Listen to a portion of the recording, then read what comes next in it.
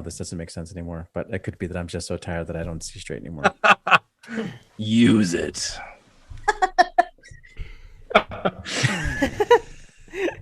That's going to make Oliver feel better. Okay, cool. Or do you want me to do that first paragraph and then throw it to you and then you throw it to Oliver? I'll do it. Here we go. I'll do it. It's called Passing the Ball. Through the world's... Dropped the ball there. Oh, it's called Dropping the Ball. I'm dead. Does anybody else need a drink? I just want to be done with this, so get it. On the Dallas Opera Network, you're listening to Opera Box Score. Let's get ready to rumble! Wherever you are, however you're listening, it's Opera Box Score. I'm your host, George Cederquist, joined on America's talk radio show about opera by Oliver Camacho, Matt Cummings, Weston Williams, and Ashlee Hardgrave. All right, this week, Verdi baritone and gentle giant Quinn Kelsey goes inside the huddle with Ashlee and Oliver to talk about singing traditional Hawaiian music for an operatic kanikapila and preparing for Scarpia at Opera Philadelphia. And then 1 year into the pandemic, we look at some of the most striking innovations in opera, including new media, do-it-yourself music making, alternative, pandemic-resistant venues, and trucks. Plus, in the 2-minute drill, the dude goes to conduct in Paris, and the city of Madrid awards its Medal of Gold to an opera administrator. Crazy, crazy times. Oliver Camacho, you're crazy. I am a little punchy today. That's going true. hard out of the gate.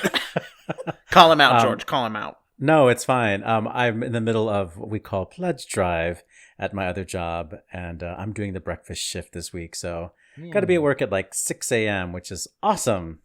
Ooh, fun. Matt Cummings also up at 6 a.m., I'm sure. Sure, we can go with that. I'm doing well, George. I've been laughing all day about this story in the New York Times about people challenging Brian Scalabrine from the Boston Celtics to basketball games because they think he isn't good, even though he's in the NBA. And I saw a thread on Twitter that said that at LA Fitness, people would challenge like Dikembe Mutombo to one-on-ones. And I'm like, I just can't imagine having the confidence of a middle-aged white dad. No offense to you, but like, come on. Weston Williams. Well, I'm no middle-aged white dad, but I bet I could take him. He's still got 5 inches on you, Weston. So like, Damn, Jesus Christ. Ashley Hardgrave. Hello, friends. Point of order, LA Fitness. My mom calls it La Fitness. for classy exercise. Does anybody else watch those? Is it Dikembe Mutombo that's in the commercials where he's smacking the ball out of people's... I live for those. I could watch that on loop all day. All day. Ashley, sports talk real quickly. Northwestern University here in Chicago has a new QB. This guy, Ryan Helinski, he's transferring in from South Carolina, and he is possibly going to be the starting quarterback for the Wildcats next year. But the thing I really like the most about him is that he is a staunch advocate for mental health and behavioral health for college athletes. So more, please. Let's do that some more. Absolutely. Over in my household, we finally got all the Cubs gear out. I got the Cubs shirt on here. Yes. Year of the Cubs. I'd kind of forgotten that baseball had started. I don't really wake up on baseball till after the All-Star break. All right, let's talk some opera. Huddle up. Let's go inside the huddle. So this week we were very fortunate to talk to one of the only Verdi baritones who's really enjoying a career singing this repertoire, Quinn Kelsey, who did his apprenticeship at Lyric Opera Chicago.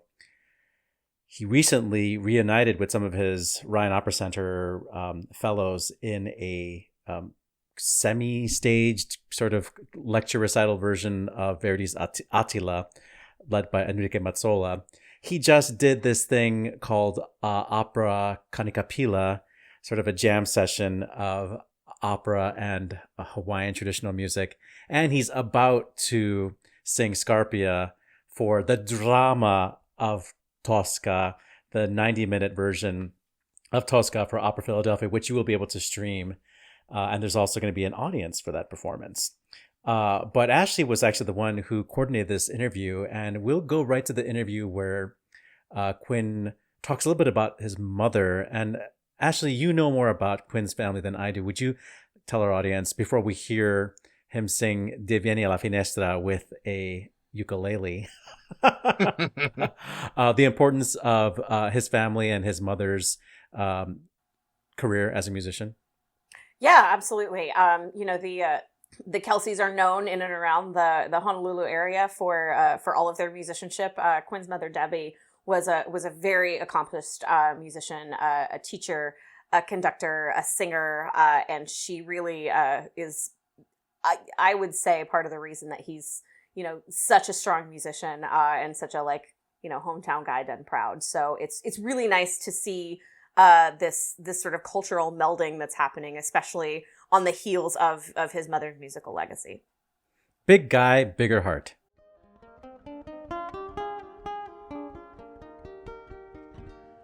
De vieni alla finestra, oh mio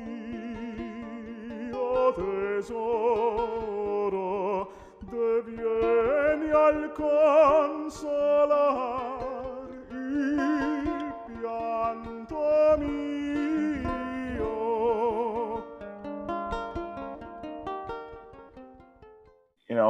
My mother built so much credibility for our family name, just in her own work, in her own solo work, in her own choral conducting work, and other things in music in Hawaii, and so that by going ahead and making my own way outside of Hawaii, it awarded me, I feel, an amount of credibility back home, right?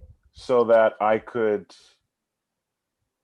I have friends in the larger music community that I've made along the way, that I've had since I was still in high school, and so, not that I want to exploit them, but it's just nice to be able to have and continue to maintain those connections in the music community, not just in classical music or opera in Hawaii specifically. And so I know that this project has to happen, partly because of my reputation and the connections I still have with home. And so this, if nothing else, was this opera Kanikapila thing was definitely a first attempt at that, even just a little. And I mean, as you can expect, it's never been done before, and so there are a lot of variables and what ifs and questions about how to go about it. I mean, when Taimane Gardner and I started getting together to work through the pieces that we had decided upon together, we would finish and we kind of look at each other and go, how was that? Is that okay?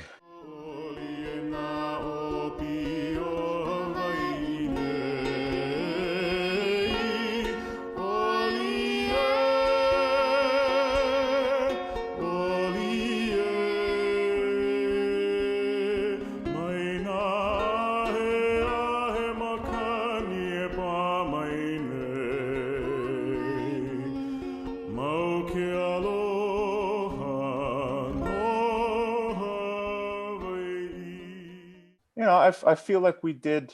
I feel like we did right by both of the genres, or all of the genres that could have been ticked off in this. The opera company was happy. We were proud of what we'd done. We had a really good time. We wish that we could have kept the outfits that we were allowed to wear, because that's really expensive stuff. Yeah. I mean, there's only, you can only really bring to it what you know when you're starting with a blank slate like this. And so we kind of just had to trust that, okay, we're happy, everybody's happy, okay, good. And there it is. Yeah. So, as much as that music is a kind of homecoming to your culture, Chicago is also home to you, and Lyric Opera Chicago audiences, especially, have watched you, your career just completely flourish, and now you're in demand, singing some of the most in demand Verdi baritone repertoire that there is. And you just completed a project with Lyric Opera Chicago for their pandemic pivot, which is Attila, the highlights. Can you talk about the experience of making that performance come to life, and all the technical challenges and precautions that were put into the staging, and collaborating with Matthew Polenzani and Tamara Wilson and Christian Van Horn? Go.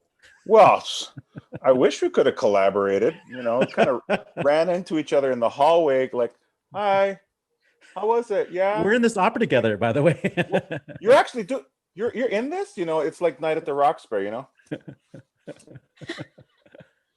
No, I mean, we knew what we're getting into, and we knew the possibilities for all the ways it wasn't going to feel normal. I know how happy my colleagues were to be able to get back to it, quote unquote. And for me and Christian and Matt, because we were all young artists. Christian and I were young artists together, and Matt was a few years ahead of us. To be able to get called to do this special project for our home company, in a sense, it's very exciting, very fulfilling. But as I've said before, classical singers are not used to any sort of recording environment. Having to, okay, take 4. What? I just screamed that high G, and you want me to do it again? Well, but I mean, if you think about it, we're used to showing up to a performance, and the rehearsal process allowed us to figure out how to travel through a production from beginning to end, or beginning to wherever you die off. and that's your job, or that you have a whole act off that you're going to go sit in your dressing room, but then you have to know, in that case, exactly how to come back, how to be back on when it's time for you to come back on, how to manage the evening from the minute the curtain goes up to the minute the curtain goes down again, and the applause happens. But that's it. I mean, sure, you have to do it every few days, but in that way, recording artists have a one-up on us, because they can do the same thing 3 or 4 or 5 times, and then go on and do the rest. Whereas, I came in to rehearse with the conductor and the pianist the day that Christian was on stage recording, and ran into him as he was coming off stage, and I was, coming in to go upstairs to start my rehearsal. And he's like, yeah, it's good, you're going to love it, but oh man, and he didn't say it in front of everybody. He just kind of pulled me on the side, and he's like, yeah, I was burnt when it was over. And I hadn't really thought about it. Oh yeah, we're not going to sing it once and then move on. They're going to want to do it at least a couple times. And I was it kind of tripped me up. And he goes, yeah, and just trust the earpiece thing. It'll be okay. And I said, okay, cool. Thanks, man. And I went up to my rehearsal, but in the back of my mind, I'm going, Oh no. Hmm. You know, because we budget for the high G there, and for the long, you know, the long kind of shouty lines in that portion of the show, and then maybe you're in Rigoletto, and so you have that whole final scene where you got to balance the physicality with the vocal emotion of it, and that's plenty. But you know, when I do that, I get to the end of the show, I still feel like I could do it all over again if for some crazy reason I needed to. But something as simple as, okay, can we do it all over again? I mean, it's a totally different animal. And you're not getting the energy from the audience. That too. So it was definitely an eye opener, to say the least. They took really good care of us. You know, made sure that we were comfortable with everything. How do you feel about that? Do you mind if we go back and do this again? La la la la la. I mean, they totally understood that we were not used to this kind of thing. But I mean, we were all so happy to have the opportunity. You know, it was a nice little homecoming in its own way. But definitely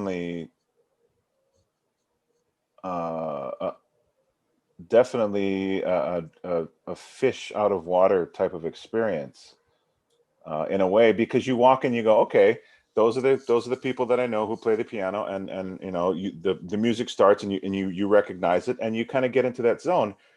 And then they finish and they pause, and you stand there, and you go over and you get your water, because you had to go make sure it's not in the camera shot, angle. yeah. Mm-hmm. And then make sure you put it back there. And then they go, okay, let's do it again. Like, oh no, we're planning to do this all along. And I'm going,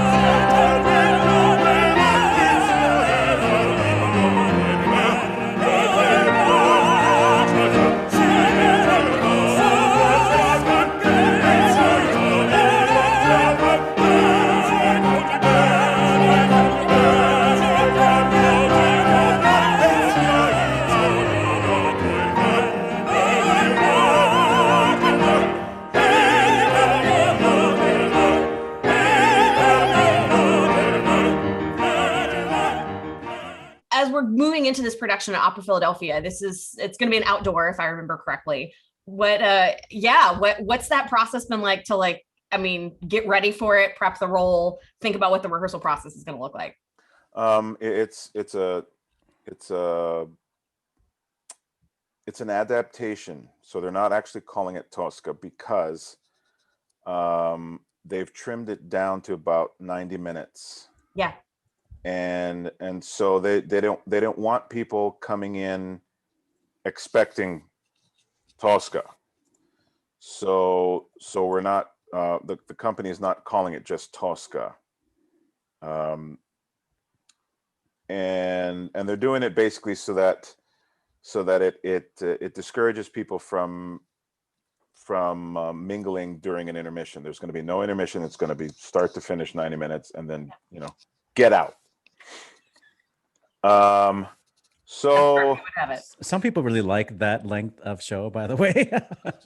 I understand that, and not me, but I'm just saying there are people out there that really enjoy that aspect, so they can go to dinner. Sure. And like, well, yeah, I get it. I'm thanks for making sure that we knew that it's not you, Oliver. I appreciate that. I mean, as with any preparation for a brand new role, I've personally, I feel so much responsibility because I've never done it before. Yep. I want to make sure that I do it right. I want to make sure that I do it right physically, vocally for myself, so that I develop all of the proper good habits that I will use every time after this when I sing this role. I mean, all the work that I did for Rigoletto has allowed me to keep going with the next production and the next production and not burn myself out. I mean, sure, you have nights where the emotion takes over a little bit more, but all of your whatever physical, vocal, mental mechanisms hopefully come into play and basically keep you in line, so that on those evenings where you kind of want to, you know, spend a little bit more gas because you feel specifically about some part of the show, then you can. And, you know, you might feel it a little bit more afterward, but you know that you have that to give. Right. And so I need to make sure that I'm setting myself up for that with Scarpia, because it's, you know, Rigoletto's like this, Scarpia's like this, but within that time, oh baby. Yeah. So I want to make sure that I do it all right. You know, they're gonna be all kinds of people paying attention to this, and so I need to make sure that I give myself a good showing, because I know people are going, okay, he's never done this before. Let's see what he can do. The reason it's taken this long to do this role is because a lot of people expect the singer to scream and bark a lot, because that's, well, but because it's, I understand it. There are things about the character that encourage that bring that on. You know, he's a slimy bastard. And he enjoys it. Yeah. You know, he likes the power. He's a junkie for the power, and so he knows his strengths for keeping that power. You know, he knows how to be a charming ass with her, but he will fly off the handle when he doesn't get his way. Yeah. And I'm not like that. I will be a charming ass to the end, and I won't fly off the handle except when I'm backed into a corner. So that's the one part that me and Scarpia don't agree on. But this is what you understand about him, that he will explode at a moment's notice. And so these aspects of the yelling and the barking, I understand, and I know why people do them. But so I've really had to bide my time to mature my body and my voice, so that now as I'm here, I have so much more experience with which to decide, okay, how much of this barking and stuff is important to me or not. Yeah. You know, and so I understand the method for why the people I trust didn't want me to do Scarpia until now. And honestly, I probably could have started it a couple of years ago, because I mean, I've done enough Rigoletto now that it's definitely what I would call a precursor to something like Scarpia. So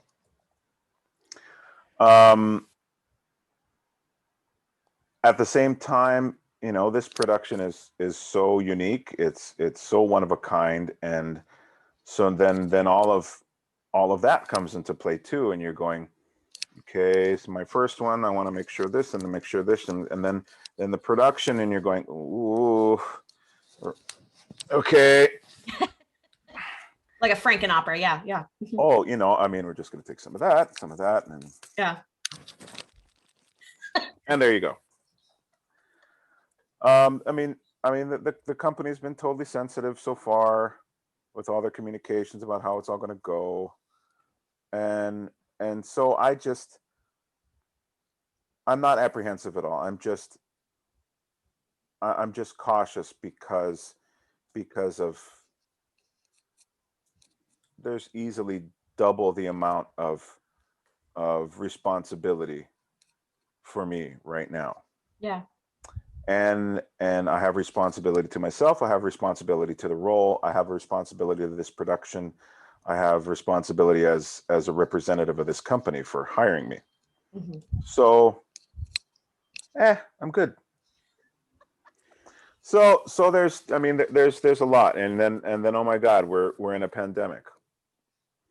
So it's no pressure. None at all. So the Opera Philadelphia production of the drama of Tosca starts May 5th for 3 performances, 3 90-minute performances if you're lucky enough to be in Philadelphia. Then at some point it will go on the Opera Philadelphia channel so we can all watch it. So far, there's no plans yet for Opera Canicapilla and Opera Philadelphia to collaborate. So we have Scarpia with the ukulele. But that would be awesome. I want Scarpia with a uke. Just planting that seed. Quinn Kelsey, do you want to now announce your new? I mean, I read somewhere that you are now using your Hawaiian name in your artist name as your artist name now. Are you going forward with that, or is that something that I'm imagining? Well, it's just, it's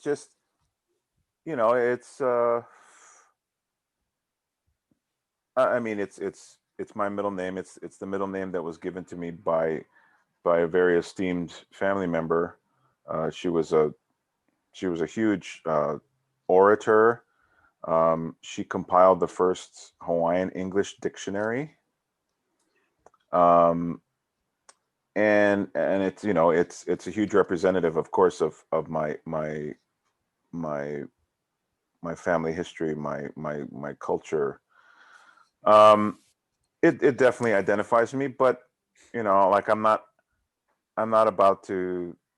I don't have any plans to just call myself Kamakanalani. Will you actually, because I'm a radio person and I'm always looking for people saying their own names slowly, will you just say your full name so that we can always know it? And when we hear it, it's like, yes. Okay, so I'm going to say it once and you all need to pay attention. We're doing it. Hawaiian language is very, very, it's pretty simple. They only use 7 consonants. Okay. They use all 5 vowels. And then sort of an 8th consonant is the glottal stop. And it's characterized by a backwards apostrophe.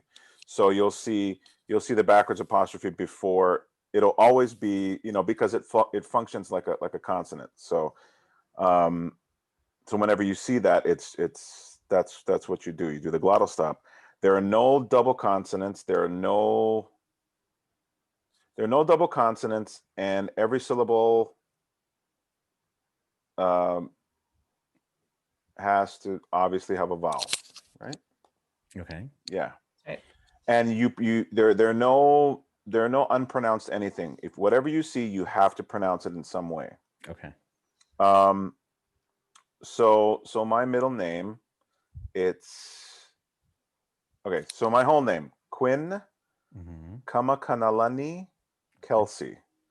Kamakanalani. Ka Makana Lani. The Makana means gift and Lani means heaven. So heavenly gift of heaven. You can say it both ways. Okay. Quinn Kamakanalani Kelsey. Good man. Okay, good. We did it. Opera Canicapilla was kind enough to provide us with our very own promo code, so you can head on over to hotdigital.vhx.tv, Use promo code OperaBoxScore, all one word, all caps, which will be good for a 20% discount or $5 off of Opera Kanikapila. Again, that code is OperaBoxScore, one word, all caps, and you can redeem that code at hotdigital.vhx.tv. Chalk Talk on Opera Box Score. Though the world's opera stages largely remain conventionally shuttered from COVID-19, or in some cases should be, we're seeing some fantastic pivots in the realms of new media, DIY, and alternative pandemic-resistant venues. A do-it-yourself trovatore chorus, operatic scavenger hunts, flatbed trucks. Ashlee Hardgrave, what is going on? So many things, my dear George, so many things. We have seen the lion's share of companies delving into things like streaming, either bringing new or very recently recorded or sometimes a long time ago recorded verities to our living rooms. But I would like us to take a moment to talk about some of the things that we've seen and that we think are the more creative takes that artists and companies have gotten into this season. Oliver, let's talk about in-series for a second. Well, they're one of the first companies that really pivoted hard, and I don't know how long ago it was. We interviewed Tim Nelson from In-Series in Washington, D.C., and he was already talking about his digital opera house concept, and now it has become a reality, and you can go to inseries.org and navigate over to the tab called InVision, and right away you enter into this space that feels a little bit more like a video game. And you can, move the cursor around, and you can see the various different stages and rooms that they have. And each sort of page on this somewhat 3D feeling website opens up a whole other, series of performances, lectures, educational material, and performances. It's really cool. That's out of Washington, D.C. In-Series. Very cool. I don't know if you guys know about this, but opera singers over in the UK are doing it for themselves. You could buy yourself a fancy musical friend. Are you guys first of all, are you guys familiar with the concept of Cameo, where you can... Yes, I've actually heard of that. I'm so proud of you, We George. got him.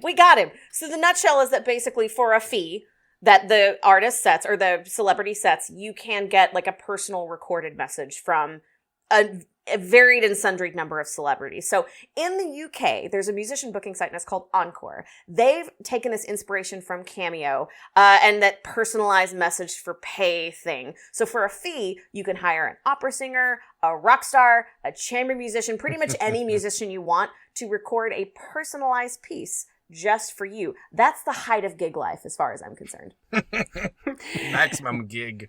Matt Cummings, what do you have of your opera innovations this pandemic? So if you're looking for like a super fun project and really miss going to the opera house, you can bring the opera house to your home with the do-it-yourself Trovatore chorus from Canadian Opera Company in Toronto. And that would make it a Toronto Trovatore.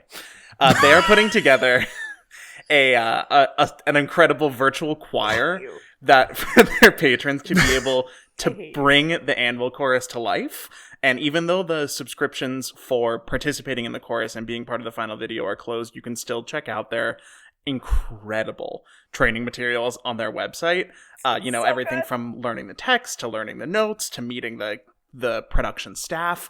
If you're just going to watch one of them, though, you should definitely check out the practice track for making your own recording, if for no other reason than to see who has been understudying for those anvils. 100%. It is chef's kiss good. Weston, your hot take on this story has a little more movement to it.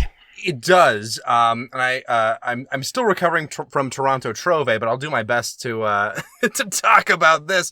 One of the things that I love about Texas in general is that not one but two companies individually have trucks as their pandemic solution, and I love that. So Fort Worth is bringing back Fort Worth Opera Go to carry its young artists to perform the Great American Songbook on a flatbed stage. And then just last week, I believe, our own alma mater, praise to them, is Dallas Opera is tricking out another flatbed for pop-up performances of family-friendly one-acts for 3 locations in May all across the Dallas area. And I love that. It's so good. It's one of those things that just makes like the little toddler in me who played with Hot Wheels while listening to Wagner, just like it really hits me in a really nostalgic place. Get that image out of my head. Do you think that TDO would trick out a 3rd truck for Opera Box Score when we come for our site visit? I want to drive it. I called driver. Maybe we should do a live show at the Texas Rangers Stadium. There is something brilliant about the truck, the opera truck. Here in Chicago, at Chicago Fringe Opera, full disclosure, I'm the artistic director there. We wanted to create something that would support local artists and get audiences out of their homes in a safe but meaningful artistic way. And so we are in the pilot season of a event called A City of Works, where we've commissioned 9 world premiere operas about 9 different notable landmarks scattered across Chicago's neighborhoods. Audience members go to these landmarks, scan a QR code that's slightly hidden on site, and that gives them access to all these different layers of content, from an audio recording of this song, interviews with the artists, a music video that is shot on location, and recommendations for local businesses. So our audience members can be safe, they can support local artists and local businesses in specific communities around town. And one of those QR codes opens up a home movie of the young Weston Williams playing with trucks and listening to Flying Dutchman, right? Deep bonus content. And one of the QR codes actually summons me driving a truck to the site, and I just drive past you and wave. Just honk. Yeah. I mean, I think what's really refreshing, right, as we've seen in this segment, is that we have now moved through those stages of art therapy and Zoom opera. We've now moved into camera opera. We've found ways to have hybrid experiences of both live music, pre-recorded music, live camera streams, pre-recorded camera streams. And in a way, this pandemic, while utterly horrid and crippling to many, many people and to this globe, has actually forced this art form forward, and has forced us as artists to try and think outside the box, and frankly, to start to get rid of all those things in opera that maybe we didn't like anyway.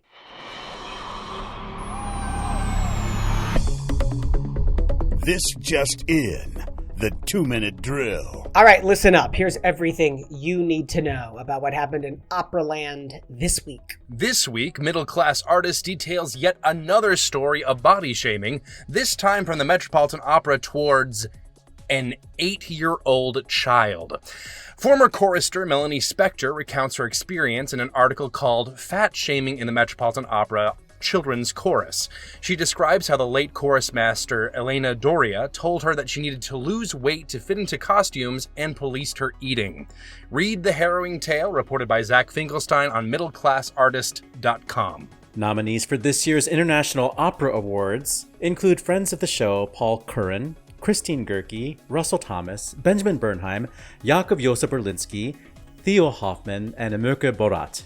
There are no other nominees for the International Opera Awards except for those people who have been on Opera Box Score. Their ceremony, moved online this year, will take place May 10th. The Madrid City Council will present the Gold Medal of the City to Gregorio Marañón y Bertrán de Lis, president of the Teatro Real. This honor comes despite a report of 20 members of the cast and crew of Teatro Real's production of Peter Grimes contracting COVID-19. The Teatro Real denied the report, claiming any positive tests, quote, have been isolated cases caused by personal or familial gatherings. The Gold Medal of the City will be awarded on May 15th. Pro tip, wear a mask if you're going to attend that ceremony. Soprano Aida Garofulina has become the first opera star to reach 1 million followers on Instagram, thanks in part to her portrayal of Lily Pons in the Florence Foster Jenkins film and singing at FIFA's 2018 World Cup. Sunny morning to everyone, she wrote on the gram to celebrate the milestone. I'm giving you all a huge hug and wish you the most beautiful day. Okay, boomer. A new biography about Maria Callas uses previously unpublished letters that describe the famed soprano's abuse at the hands of her mother, her husband, and her lover, Aristotle Onassis. Commas between each one of those. Commas better. Author Lindsay Spence said, quote, I was given access to 3 enormous collections which were bequeathed to various archives in 2019 and, until now, had never been published. Among the papers were Callas's letters revealing her innermost thoughts. The biography, entitled Cast a Diva, The Hidden Life of Maria Callas, hits the shelves in June. For the podcast, we all rolled our eyes so hard at that pun title. In trade news, Gustavo Dudamel has been named Paris Opera's next music director. Largely known for his interpretations of symphonic work, Dudamel's stature and charisma would certainly seem to make him an asset to any opera company. Opera has played a seminal role in my life, said Dudamel. I couldn't be more overjoyed to have found in Paris my spiritual home for opera. English Touring Opera has appointed Jerry Cornelius as the company's new music director.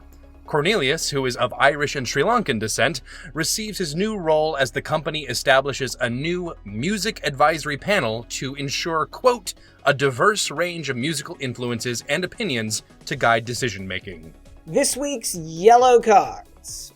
Scotland!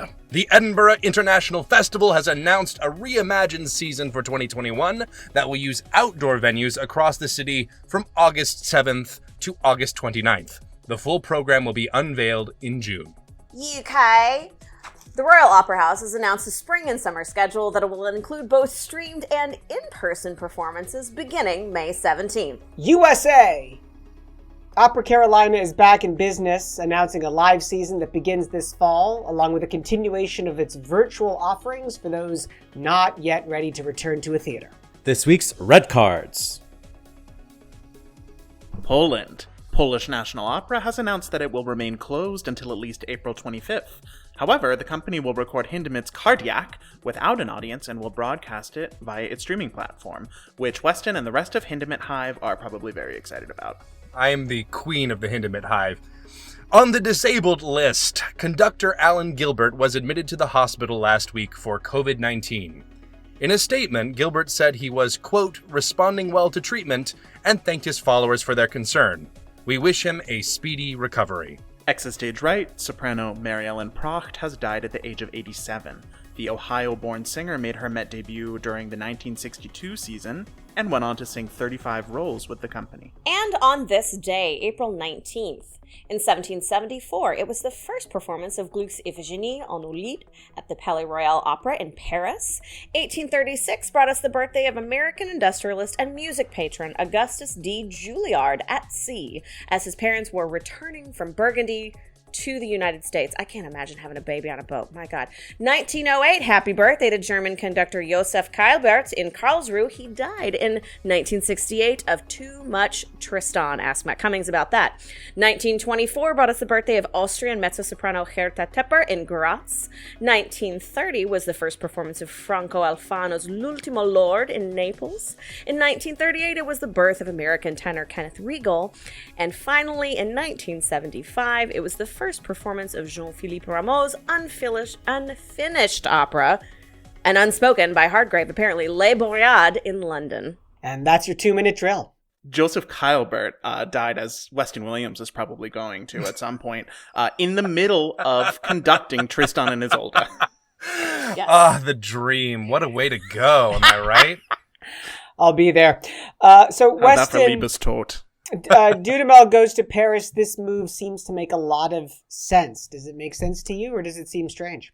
I think so. I think it's very much reflective of, I think, what Paris is trying to do. I mean, first and foremost, you know, he's from South America. It's a different perspective than your run-of-the-mill European, and he certainly has a lot of charisma, large following, particularly in the U.S., And I think he has very interesting takes on all the works I've heard from him in that regard. I will say, and this is pointed out in a New York Times article, that Dudamel is not really an opera composer. He's only conductor, excuse me. He's definitely not an opera composer. He's only conducted one opera in Paris, and it was La Boheme, which is the most, sort of milquetoast selection you can have. Deceptively difficult to conduct, though. True. That's and fair. to direct. Act 2 of that opera is perhaps the most difficult thing in the repertoire. It's actually harder to compose it, so it's a good thing. It's true, but I feel like his run, particularly at LA Phil, is very much.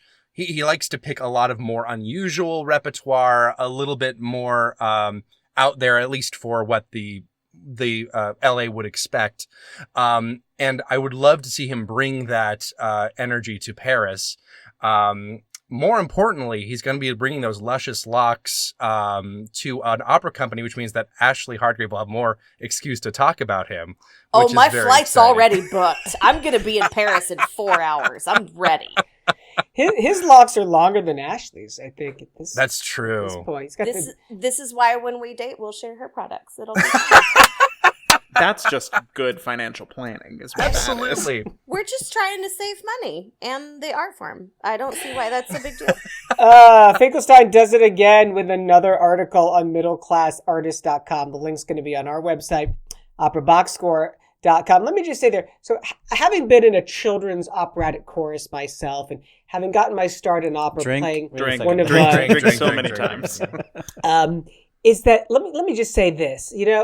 When I was sort of 8 or 10, I was a little chubby. I admit that. No shame in it.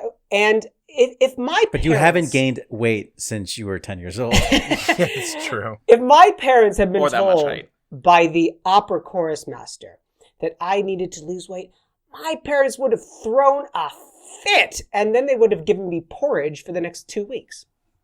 Oh, God. My mom would have high-fived the conductor. It's like, yes. Oh, you're right. no. It's just, God, what can we say about this that hasn't already been said? I hope everybody that continues to work on these stories, I hope everybody that continues to publish and report these stories, I hope people that are continuing to share their stories and are even reading these stories are guarding their hearts and protecting themselves and being kind to themselves as we have these really difficult conversations. We may crack jokes hither and yon as we just did, but there's a lot of hurt. There's a lot of damage that's happening here. And none of us, if we've had even an adjacent experience, are immune to some of that hurt. So we're going to keep reporting on them because it's important to talk about, but be careful with yourself and be kind to yourself. And if you need to not read for a minute, or if you need to not listen, even to us, put it down. Take care of yourself. And it's really been frustrating because the response in general from the powers that be are just like, well, suck it up, too bad. And yeah, they hate us because they ain't us, sort of a thing. Yeah. It's only going to make this problem worse as more and more people continue to be held to these unhealthy demands, frankly, from the art form. I am encouraged, though, because there have been, it's been like a weekly update ever since the first initial article, because there have been so many people stepping forward and telling their stories. And of course, this one's particularly egregious because it was to a literal actual child for no reason. And she still, now many, many years later, still has issues associated with weight and watching what she eats. And it should be pointed out, too, we quoted the article saying the reason given for the body shaming was that she wouldn't fit into the costume. Zach Finkelstein got in touch with the costume director and said that has never been an issue. The job of the costume is to fit around the person, not the other way around. And it's just it's one of those things where I feel like it would be remiss to not point out that sometimes advice like this can be couched behind a veil of, oh, I was just concerned about this, or I wanted to be concerned about your health, or the costumes won't fit, or something like this. It usually is, even couched it's behind always some kind of concern trolling. Yeah, exactly. And this is why we need to make sure that we call it out for what it is when we see it. And obviously, this is not going to be an issue for this particular person anymore because she's been dead for 5 years or whatever. But this is still an issue, and the Met still has not released a statement about it. And as we said, despite all these stories coming out, the big institutions haven't made any responses yet. Agreed. I feel like, that is precisely why we need to keep having these conversations and have people keep sharing their stories, because each one of those moments of vulnerability and the sharing of that pain is a data point to sort of further prove these theories. And one would hope that there can be a data-driven solution to this problem. Very much unlike the data we have at Teatro Real and all of their cases, and how it is not anybody's fault over there. I love that he just threw all of those people right under the bus. It's just, he's like, it's not my house. It's personal and familial gatherings. Give me the gold medal to the city. You know what I say about that? That sounds about as realistic as most of the Maria Callas biopics that are out on the market. So let's hope that Cast a Diva can turn that trend around. I hate it. Throw it away. That's the worst name. I hate it. It's been a bad 2 weeks of puns. You go away for 1 week, Ashlee, and they just all come rushing back. This is what I come back to? I leave you guys for 1 week. That's your punishment. Oh, no! You can read about the newest of, I don't know how many Callas biographies there are out there, but there's, supposedly these letters that came out, and who knows what's true and what's not. At any rate, I don't know how Aida Garifulina is the most followed opera singer. That seems a little bit off to me. Take no that shade. on a Trebko. No shade, But I mean, it's a good thing that it's not Anna Netrebko. Yeah, it probably helps that she's not a COVID denier. Yeah, oh boy, we hope. Fingers crossed. I mean, I will say that, I'm honestly the way to go, be in a major motion picture with Meryl Streep and sing at the World Cup. That's what you got to do, Yeah. And this is, I think it's great because, we theme ourselves around opera and sports, and there really is a crossover there. That same fan culture, that same seeing someone out there, and, that's your way into the art form, Well, based on our proprietary, our ownership of the Opera Dark Horses tourney, shouldn't we have a bigger Instagram following? I could blame our Instagram. Once I go sing manager. at the, it's not the Instagram's fault. It's the personal and familial gatherings. That's why we don't have enough. That's why we don't have enough followers. All right, let us wrap this show up. Good call. Bad call on Opera Box Score. Good call, bad call to take you home wherever you're going, or to wake you up wherever you are. Oliver Camacho. Well, Ashlee and I had the same good call, so I will let the ladies go. Thank you. This ladies will go. Yes. So later this month, Wear Yellow Proudly Initiative is going to present a #Stop Asian Hate benefit concert. Stage directed by Matthew Ozawa. He's going to host with this lineup that includes Kelly Kuo, Justine F. Chen, Andrew Stenson, friend of the show, Myra Wong, Tanner Nicholas Vaughn. Wear Yellow Proudly is an initiative of Oral Compass Projects that aims to uplift Asian voices and raise funds for the Asian American Federation. Again, it is going to be Tuesday, April 27th, 7 p.m. Eastern. It's going to hit. Matt Cummings. Yeah, so piggybacking off our segment earlier about innovations in opera and also returning to a 2-minute drill item from last week, don't forget to check out Flight from Seattle Opera, filmed in the Air and Space Museum. That goes live this Friday, April 23rd, and you can find it at seattleopera.org. Weston Williams. A media personality. I believe he's a beatboxer and a musician. He's on YouTube. Chris Ott has created just a delightful little section of The Rite of Spring, scored entirely with a toy orchestra that includes little speakers that sound like trumpets and little scary Dobby-looking doll, which makes noises that are very unsettling, and onomatones, which are just a good time. And if you've been wanting to sort of recontextualize Rite of Spring, as I do every couple of months, this is the one for you. Prince Philip's funeral was the weekend before the taping of this show. Psalm 104 was one of the musical selections for that, and that was absolutely stunning. What a great piece of music, and how bizarre to see a relatively empty St. George's Chapel in Windsor, where just 2-3 years ago it was filled to the brim for Harry and Meghan's wedding. That's it for this week's edition of America's Talk radio show about opera. Our announcer is Norm Woodel. He's at normwoodel.com. On Facebook, search for Opera Box Score. On Twitter and Instagram, we're at Opera Box Score.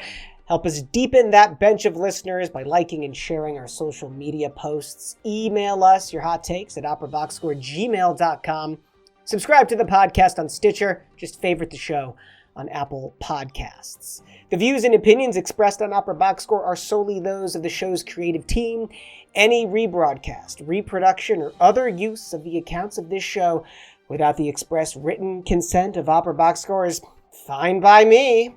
Our creative consultant is Oliver Camacho. Our audio and video editor is Weston Williams. For your co-hosts, Matt Cummings and Ashlee Hardgrave, I'm George Cederquist, asking you to continue the conversation about opera on your flatbed truck. We're back with an all-new show next week. Plus, you get more opera headlines, more hot takes, and more Queens of the Hindemith Hive. Join us.